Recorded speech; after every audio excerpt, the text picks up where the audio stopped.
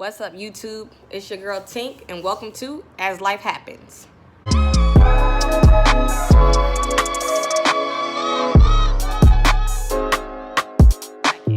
Today's video is going to be about some of the things I'm going through in life with my skin, my hair, my weight, and it's just really going to be open book, the average woman that's trying to understand and learn her body and mind and hormones as she gets older. Like I said before, I just want this to be a relatable page. I watch a lot of YouTube, successful YouTubers about losing weight or workouts and all that. So this is just y'all going through my journey with me. Let's go through it together. I'm hoping that I can inspire the average woman, you know, and also help them accept who they are. If you know me, I often talk about my skin to my friends, so that's never been a secret. I've battled acne since I was in the 7th grade. I remember people making fun of me. It started off with my nose, and my girl would be like, "Oh, be quiet, it's heat bumps." So I always thought it was heat bumps until I realized it was acne. So I guess I'll just start talking about the skin. This is honestly some of the clearest skin I've had. I have a couple of, like, you know, hyperpigmentation that I'm working on, but I've tried everything from chemical peels, Proactive, acne.org to originals, which last video I did the blood chemical peel, and it made my skin feel so good and it was glowy.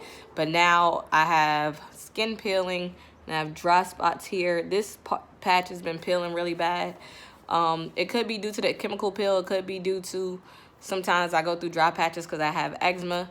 So I'm just trying an all natural way really at this point with using my aloe vera mask once a week. I use clear Cetaphil to wash my face once a week. Any other day it's just a warm rag, and if I have a breakout, some tea tree oil. Next, let's talk about my hair. I have been natural since 2012 is when I did the big chop, and I had got bra strap length hair when it was straightened, and I was loving my hair. Came over here, had harsh water, so we were changing filters often. And then I decided to get dreads because the Navy announced finally that we could have dreads, and that was the original reason I went natural, but never did it due to me being in the military. Got dreads, did them for like 2 months, and it just was too much maintenance. I'm very lazy when it comes to hair, so I wound up combing them out, and that's when I started noticing the breakage. I didn't think it would be that bad due to the fact that I only had them for 2 months, but I started noticing breakage little by little, that on top of the damage here. And I did notice in 2000 and towards the end of 2018, I started getting my hair blow dried out more by the base salon, and it seemed like it would be pretty good or pretty decent, but I now realize the damage that it was doing. But I felt like I had to get it straightened and trimmed more due to me combing out my dreads, trying to prevent the breakage, right? So the irony of it is it messed me up. Fast forward to January 2020, I went to go get another blowout, and I realized how bad my hair had broken off. It was like up here, and the ends were just so, like, you could see through them. And then as she's flat ironing it, it's like 7, 8, 9 on one piece. And I'll insert clips of it. My hair it just when I came back and I finally washed it, I did an apple cider vinegar rinse and everything else. And when I finally washed it, it just was limp. So I did I was gonna cut it off, y'all. But I'm over here and I'm like, if I cut it off, I'm gonna have less hair due to the fact that I still have the harsh water and I don't have my beautician here. So I decided I'm just gonna actually contacted my beautician in the States, Regina, shout out to you. I contacted her. She told me I need to do some protein treatments, and basically I'm just keeping it braided, protein treatment every 7 weeks, deep condition every 2 weeks until I get to her. And then when I get to her, you guys will see we're either gonna cut it, start over, or see what she can keep on it. So right now this is a wig, obviously, but right now I just have like mini strand twists, and I'm keeping it braided. Those mini strand twists and 2 French braids until I'm able to go outside and get my hair done again. Like I told you guys before, I'm in Italy, so we've been doing this COVID-19 quarantine since, I would say, February 25th. The Italian decree says later, but the Italian schools were shutting down on February 25th. All right, but more, I promise I'm going to do a video about this COVID-19 in Italy. I have another girl in the military who's stationed out here. Her name's Curly Kells. I'll link her page below. She's actually been doing some videos with about the COVID-19 and being essential personnel. You got to go watch them. They're good videos. I'm going to do one probably next week with the homeschooling, teleworking, and having to go to work because I'm an essential personnel. But that's next video, so make sure you come back, okay? So now with my weight, I'm 4'11" and some change. I like to just say, you know, round it up, 5 foot even. But realistically, I'm like 59 and 5/8 inches or something, like almost there but not there. So keep that in mind when I'm telling you how much I weigh. I'll insert the weight. I think I'm about 127, 128. I'll weigh myself, so I'll put it up here on the screen. Barely 5 foot, and I'm almost 130 pounds. That is unhealthy for my size, for my height. I'm the same height as Buff Bunny, and she's like during prep 104 or less than that, and she's all muscle, and she's only 115. I think 115 has been her max. Or when she was chubby, I think her max was 120, 125. I can't remember, but I've been following her for a couple of years. So, I mean, watching her is an inspiration, but it also doesn't make me feel bad about myself because that's her lifestyle, that's her career. She set a goal and she put forth every step to maintain it and to do it. I constantly do fad diets. I work out and then I stop. I work out and then I stop. So I can't be mad that I don't look like her. I have to accept what I am putting forth, you know. So instead of doing the fad diets, I did keto. It worked for me. I did intermittent fasting. That also worked for me. When I had my first daughter, I did low carb, ate 5 to 6 meals a day, worked out sometimes 2-3 times a day. That's another video. I was obsessed with losing the weight because I was scared of being big.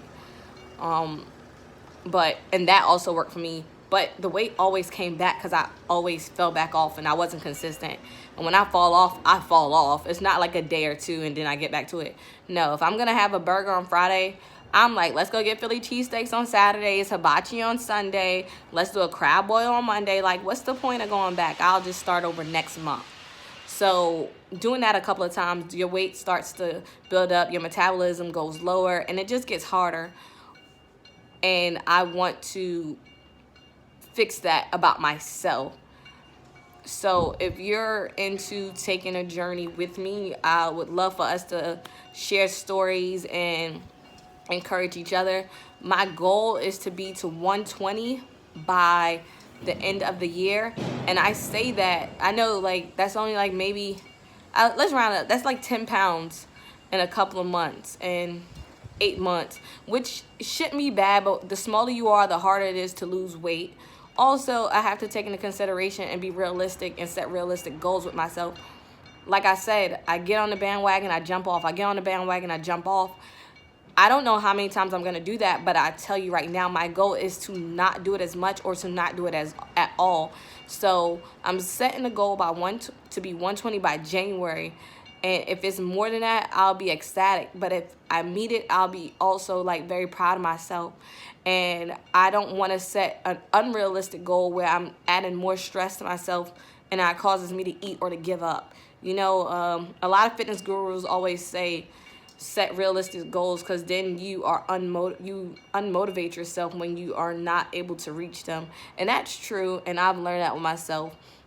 So this time I'm setting a realistic goal, about 10 pounds by by the beginning of next year. And if I lose more, that'll be great. And about 1 inch off my waist. I'll add more into the description. I had a whole script written, but I kind of went off. But I did hit all the goals that and all the journeys that I'm going to be going over. And that's just clearer skin, healthier hair, and actually basically starting over with my hair journey, and then living a healthy lifestyle and being eating better, not just for me but for my 2 daughters. I like to stay in the house and watch TV, but they like to go outside and run and play, and I'll be out of breath. So, and I just see that I'm gonna be running up and down somebody's field or court or a dance competition, and I'll be out of breath, and it's gonna be embarrassing. So I want to get better so that when I do start going to these events with my kids, that I can have the same energy as them, you know, just keep it up. So with that being said, I think this is going to conclude my video for today. And like I said before, as we go along, videos will get better. They will get longer, and just bear with me, guys. That's all I'm asking. Just believe in me. I'm believing in me. So you believe in me, and let's do this together. And I'm also down to encourage anybody else with any businesses that they are trying to start up. I strongly believe in investing in one another. Whether I use the item or not, I will definitely purchase or donate. Also, one thing, sorry, I want to say this. I use natural products for my eczema. You can see it here. I'm having like a little breakout. I don't know if you can see it, but for my eczema. But it's a company called Culture Cabinet.